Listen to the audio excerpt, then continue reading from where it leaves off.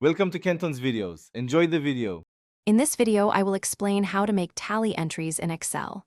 To begin, simply list your categories in one column, for example, in cells A2 through A6.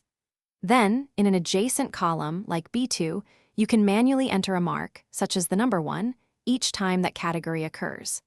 This straightforward method allows for quick, visual tracking of up to 500 entries or more, making it perfect for simple data collection. For a more automated approach, the COUNTIF function is incredibly useful.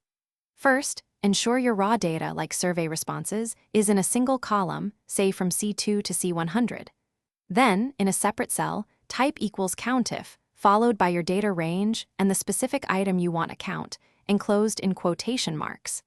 This formula will instantly provide an accurate tally, saving you significant time when dealing with hundreds of entries.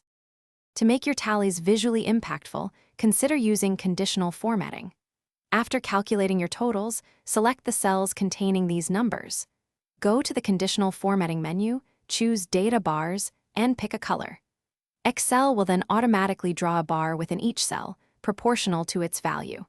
This provides an immediate visual comparison, making it easy to discern which categories have higher or lower counts at a glance. For more advanced tallying, try using data validation to create drop-down lists, ensuring consistent data entry. You can then combine this with COUNTIF for dynamic tallies that update automatically.